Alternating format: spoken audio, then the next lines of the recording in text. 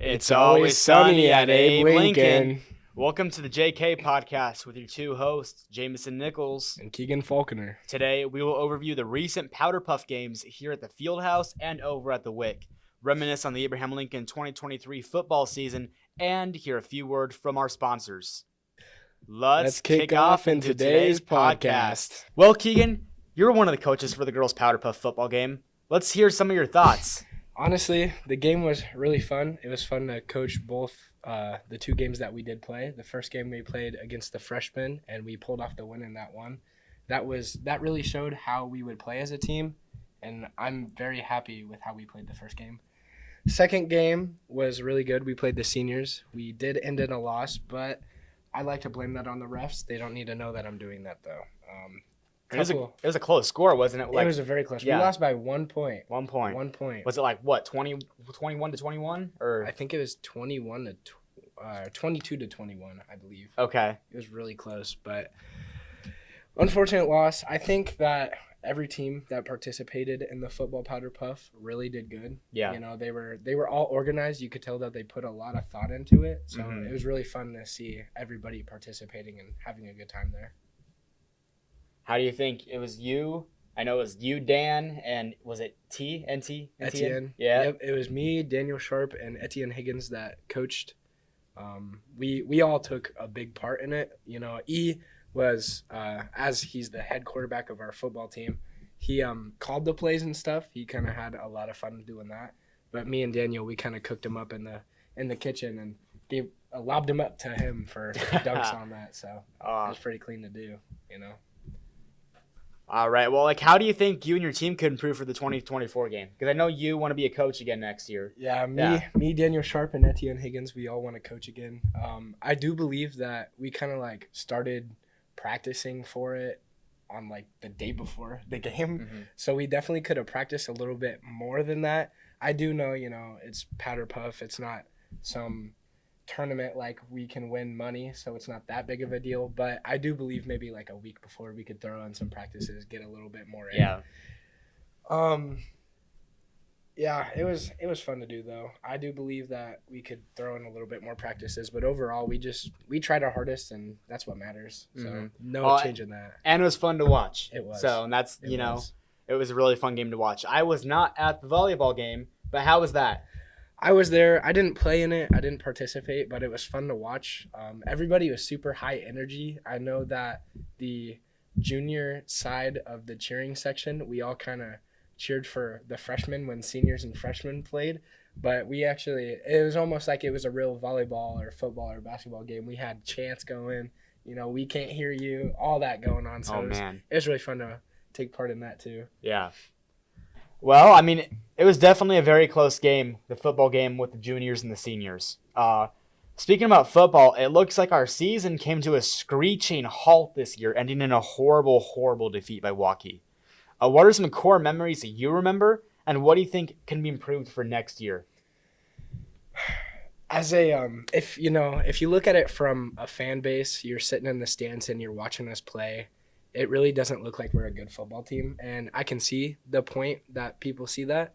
But when you get behind the scenes at those practices and all those scrimmages we did before the season, we were good. We're a good team. We have a lot of heart and soul in the team, and I truly believe we can be way better than what we were this season. I think one thing we could focus on is more drills. You see other teams, they're doing hand drills before games for linemen, all that kinds of stuff. We have one thing that we do, and we kind of just stuck to it. I believe we could expand our horizons on practice, but I truly believe we are a good team. Behind the scenes, it's just a beautiful thing. I love watching us grow as a team. One of my core memories is the day after practice, Kilberg brought out a game bag, and we thought somebody was cut from the team. So we were really stressing, who is it, And he opens it up, and it's a battle rope. He says, we're playing tug of war. Ooh. And he split up 4 teams, and we all played tug of war together, and it was the craziest thing ever. We were screaming, tugging everything you can imagine. It was a good time. Oh, man. At the end of that, we actually did skills, which are wide receivers, QBs, all that, versus linemen. And of course, linemen came on top. Us linemen were a different beast out there on the field. But it was a good time there. You guys have a new coach this year, don't you? We do. Our new head coach, Coach Kilberg, he Kilberg. is a great coach. I do miss Coach Wolf. Let that be stated. He was a great coach, but Kilberg, he loves the game. He absolutely loves the game. He is a history teacher here at AL. And I remember last year before the season or before school ended, and it definitely wasn't football season at that time, we were just talking about next year for football, talking about what we would do, all our hopes and dreams for the football team. And you could tell that he had passion for it. He wanted that season to start, and he was ready to kick some butt. Yeah, it's good to hear. That's really good to hear. It was. Well, I mean, hopefully the 2025 season, or 2024, I guess, my bad. 24, yeah. Yeah, 2024 season can treat you guys a little bit better. I mean, hope so. We definitely had some close calls this year, the TJ game. Man, so really quickly, let's hear it from you. You think it was a bad ref call that resulted in your guys' loss, or what do you think happened there? There's lots of sides to it. If I want to look at it from a non-humble side of an athlete perspective, definitely blame it on the refs. He looked in at that end zone, but I've seen different clips. Sometimes he looks like he isn't. Sometimes he looks like he is. As a humble athlete, it's a hard job to be a ref. You can't go out there and have 100% good calls every day, all day. Every day you ref, Some days you're going to slip up. Some days you're going to have a bad call.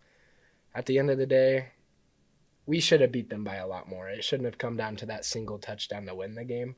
We should have beat them by way more than that. So in the end run, that's our fault.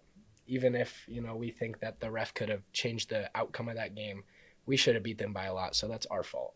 There's no blaming it on refs right there. It's good that you can admit, that it's your guys' fault. I mean, that takes a little bit of courage. So, yeah. I mean, respect. But Thank you. Yeah, I was not at that game, sadly. I was going to go there, and I ended up getting sick with the flu the night before. But I was hearing all about it on my friends' Snapchat stories. My friends were texting me about it. Coworker and I, actually, he's from TJ, and for like the 2 weeks leading up to the game, we were giving each other, crap, talking about, oh yeah, AL's going to win, TJ's going to win. And I told him there ain't no way. I was showing him the score from last year. Wasn't it like 0-53? Yeah, we did beat them by a lot. We beat them by a lot. Exact score, but it was a blowout. Yeah. So I was showing the score to him, and I'm like, there's no way. And I think they actually got a new coach this year too. They did. Yeah. They got a new coach. I work with somebody as well. He went to TJ when he was younger. Yep. He's a man now, but he was telling us how TJ has a new head coach and that he thinks they're a different unit out there on the field. And I definitely believe that they definitely grew up from last year. They have a new mentality. It's almost like watching an NFL rivalry game. We're pushing, we're shoving, we're screaming. I mean, you could tell that was still out there. So there's still like a little bit of a rivalry going. Mm-hmm. It'll always be alive, always kindled, but they definitely grew from last year. And I think their head coach might be a good reason why. That's definitely a good point. Well, looks like it's been a renewed season for both teams in different lights. I mean, looks like TJ's getting a little better. I don't want to say we're getting worse by any means because we're not. But, I mean, we definitely, kind of took a beating this year, admittedly, wouldn't you say? We did. Yeah. We did indeed. But, hey, sometimes after those great losses comes great wins. And I truly believe with your guys' effort and with your guys' will to overcome, next year could look really, really good for you. So let's hope for the best. Yeah, Kilberg's on an end note, Kilberg's whole philosophy was, we're laying out the foundation for something great. The seniors this year, it was tough watching them go. The last game, I definitely did cry. After that game, I was sad that I know I'm not going to play with those guys, and that next year is going to be my last year. It's pretty upsetting, but Kilberg's whole philosophy is that we're laying down a foundation for the future. We might not be able to start off with those heavy wins that we want, championships that we want, but if we lay out a good foundation and show the kids, whether it be freshmen or middle schoolers, show them what good players are, what good teammates are, and how to mentally look at the game, they can grow up better than what we were and come out and win games. Oh, man. Which would be amazing to see. I'm definitely excited to see what these freshmen and middle schoolers can do. I know it was fun having the middle schoolers on the sideline. Yeah. They had a good time there. You could tell they were enjoying it. So Well, I just saw in Varsity Bound 2, they added, I think it's not Roosevelt, Wilson. They added Wilson. Yeah, they added Wilson to Bound. Yeah, so maybe, I don't know, maybe Kern's next to come. I would love to see that. Yeah. So we have the point of view of me on the team on the sidelines, but as you of someone else on the sidelines, what did you think of our team? You know, when I was on the sidelines, I was taking video and taking photos, obviously. Trying to think of, I think I was at that wasn't the Waukee game a home game? I believe so, yes. Okay, I believe that was the one that I was at. And it was obviously a blowout. I think we had a few really good plays. I think there were some times where we were making some pretty decent, mileage, getting those yards in. But overall, I mean, you could tell there's room for improvement, obviously. But yeah, I mean, I don't know. I guess my overall perspective of our football season from a